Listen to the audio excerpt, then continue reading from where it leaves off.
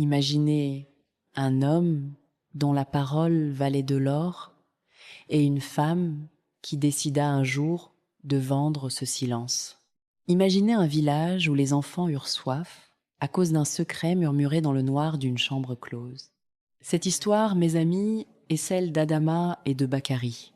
Elle se passe à Koutiala, un village d'Afrique de l'Ouest, où la terre est rouge comme le sang et où les anciens disent encore que les murs ont des oreilles et que les trahisons ont des jambes. Bienvenue sur Histoires africaines. Je suis votre conteuse du soir. Avant de commencer, si ce n'est pas encore fait, abonnez-vous à la chaîne et activez la cloche de notification. Ces histoires sont faites pour être partagées. Envoyez ce conte à quelqu'un qui a besoin de l'entendre ce soir. Maintenant, installez-vous confortablement. Fermez les yeux si vous le souhaitez et laissez-moi vous emmener à Koutiala, dans le village de Koutiala, là où la terre rouge boit le soleil avant même que la rosée ait fini de sécher, vivait un homme que tout le monde appelait Bakari le sage. Non pas parce qu'il était vieux, il avait à peine 40 saisons, mais parce qu'il parlait peu. Parce qu'il pesait chaque mot comme un orfèvre pèse l'or, et parce qu'il ne mentait jamais. Les anciens disaient de lui, quand Bakari parle, les arbres eux-mêmes inclinent leurs branches pour écouter. Il était forgeron. Ses outils traversaient les générations sans jamais se rouiller, comme si le métal lui-même obéissait à l'honnêteté de ses mains. Sa femme s'appelait Adama. Elle était belle comme la lune du mois de mars, celle qui éclaire sans brûler. Elle portait ses pagnes avec la grâce d'une reine et son sourire pouvait dénouer les querelles les plus dures. Mais Adama avait un secret que personne, pas même sa propre mère, ne connaissait. Sous ses tissus brodés et ses colliers de cauris se cachait une âme tourmentée par la soif d'une chose que Bakari ne pouvait lui offrir, la richesse rapide, car Bakari était honnête. Et l'honnêteté, dans ce bas monde, fait vivre. Mais elle ne rend pas riche du jour au lendemain. Un soir de grande chaleur, un marchand venu d'une ville lointaine s'installa sous le grand fromager au centre du marché. Il s'appelait Drissa. Ses mains brillaient d'autant de bagues que de mensonges. Il vendait des étoffes, disait-il. Mais ce qu'il achetait en réalité était bien plus précieux, les secrets des hommes. Car Drissa n'était pas un simple marchand. Il était l'agent secret du chef rival du canton voisin, un homme ambitieux, un homme qui voulait les terres fertiles de Koutiala. Et pour cela, il avait besoin de savoir ce que savait Bakari le sage, car Bakari était le conseiller secret du chef du village. Drissa ne fut pas long à repérer Adama. Il la vit un matin porter ses jarres au puits, les hanches balancées sous le poids de l'eau, les yeux remplis d'une tristesse que les pagnes colorées ne parvenaient pas à cacher. Il s'approcha d'elle avec la douceur d'un serpent qui connaît la chaleur du soleil et qui sait attendre. « Drissa, tu es trop belle pour porter des jarres. Une femme comme toi devrait avoir des servantes. » Adama aurait dû partir, tourner le dos, rentrer chez elle, mais elle s'arrêta. Et dans ce court moment d'hésitation, sa vie bascula. Drissa lui parla de tissus venus de loin. Il lui offrit un bracelet d'argent qu'elle n'avait pas demandé, et il lui fit miroiter une vie de confort. Si seulement elle acceptait de lui rapporter ce que son mari disait au chef du village après chaque conseil. Rien de grave, lui dit-il. Juste quelques mots. Juste quelques secrets que les hommes échangent entre eux, sans penser aux femmes. Ce n'est pas un grand mensonge, se dit Adama. Juste un petit secret. Un tout petit secret qui ne peut faire de mal à personne. Mes amis, c'est ainsi que commence toujours la chute des grands. Les semaines passèrent. Adama commença par rapporter de petites choses. Des noms, des dates de réunion, des tensions entre des familles du village. Drissa payait bien. Des pièces d'argent enveloppées dans un tissu, déposées sous la grosse pierre derrière le baobab du marché. Adama achetait des bijoux, des étoffes, des épices rares. Elle disait à ses voisines qu'une tante lointaine lui envoyait des cadeaux. Personne ne posait de questions. Dans un village, les gens voient ce qu'ils veulent voir. Mais Bakari remarqua quelque chose. Pas les bijoux. Il ne regardait pas les bijoux, pas les tissus. Il n'était pas homme à compter les pagnes. Ce qu'il remarqua, c'était le silence d'Adama, ce silence particulier que prend une personne qui retient quelque chose. Il connaissait ce silence. Il l'avait vu chez les hommes, à qui il forgeait des couteaux pour couper des liens qu'il n'osait pas trancher à main nue. Un soir, alors que la lune était pleine et que les enfants du quartier jouaient encore dehors, Bakary prit la main de sa femme et il dit simplement « Bakary, Adama, si tu portes un fardeau, pose-le. Les fardeaux posés à deux ne pèsent rien. » Adama sourit. Elle dit qu'elle allait bien, que c'était la fatigue des saisons chaudes. Bakary ne dit plus rien, mais il commença à trier ses mots, avec encore plus de soin. Un mois plus tard, le chef du canton voisin envoya une délégation officielle à Koutiala pour renégocier les droits d'eau sur la rivière Fié, la rivière qui alimentait les 3/4 des champs du village. La négociation était cruciale. Bakary avait passé des nuits entières à préparer les arguments du chef de Koutiala. Il connaissait les failles juridiques dans les vieux accords coloniaux, les droits coutumiers gravés dans la mémoire des anciens, les cartes des sources. Il avait tout préparé en secret. Sauf que ce secret, il l'avait murmuré à Adama, un soir, la tête posée sur ses genoux, tandis qu'elle lui tressait les cheveux. Il avait dit, dans le doux murmure de l'intimité, « Bakary, demain, nous allons reprendre ce qui nous appartient depuis 3 générations. J'ai trouvé la faille dans l'accord de 1952. Ils ne s'y attendent pas. » Le lendemain matin, avant même que le soleil n'ait escaladé la cime des capoquiers, Adama était sous le baobab du marché. La négociation tourna mal pour Koutiala. La délégation adverse connaissait chaque argument d'avance. Elle avait des contre-arguments préparés, des documents que personne n'avait vu venir. Le chef de Koutiala sortit de la réunion avec un accord défavorable. La rivière Fié fut coupée en 2.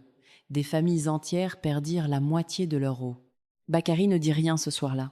Mais dans ses yeux, il y avait quelque chose de brisé. Quelque chose que personne n'aurait pu forger à nouveau.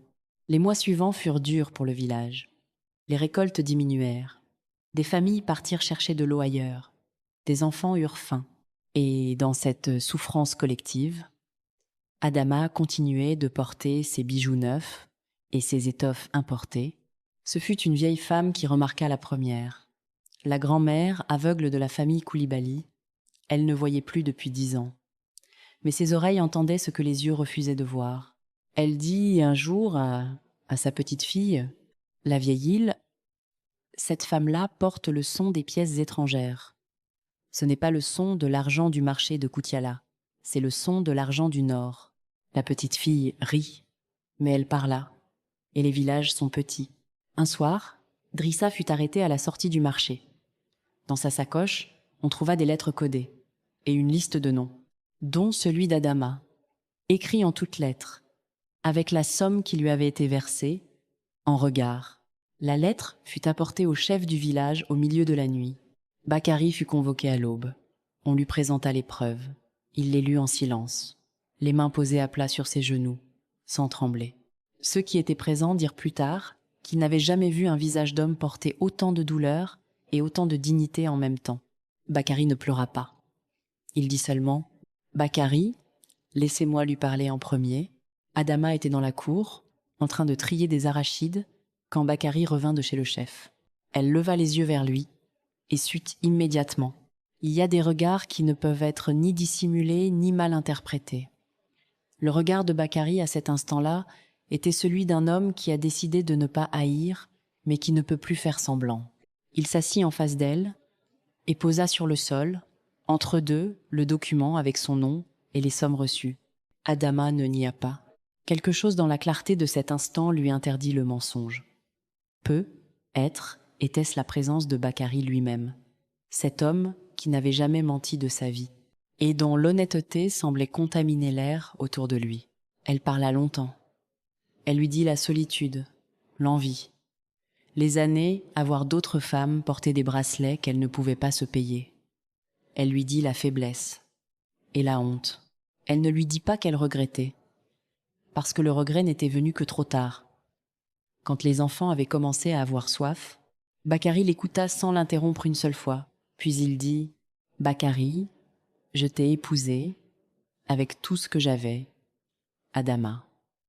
Je t'ai épousée avec mon travail, ma parole et mon silence.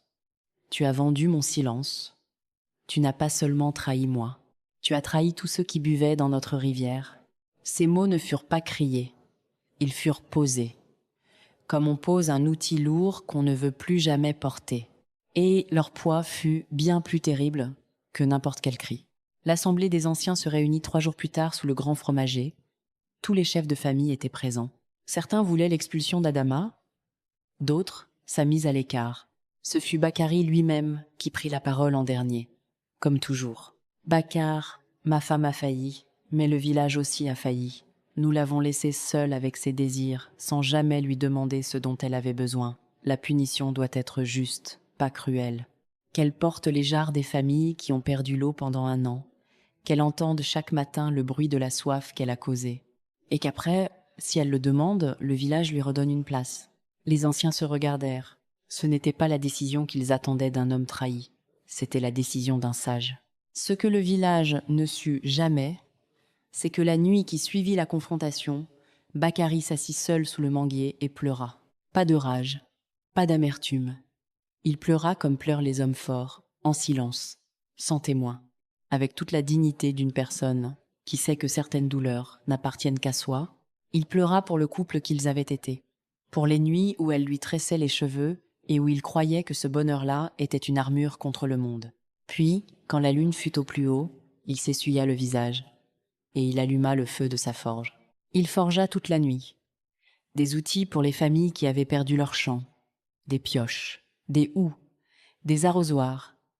Il les déposa devant leur porte à l'aube, sans signature, sans mots. Ce fut sa façon à lui de réparer ce qui pouvait l'être. Le 12e mois, Adama vint frapper à la porte de la forge.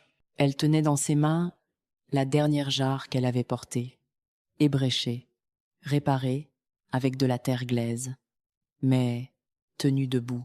Elle la posa aux pieds de Bakari et dit simplement « Adama, je ne te demande pas de pardonner, je te demande de me laisser mériter ce pardon, si un jour tu l'accordes. » Bakari regarda la jarre longtemps, puis il dit « Bakari, entre. Le feu est allumé, le thé est chaud. » Ce fut tout.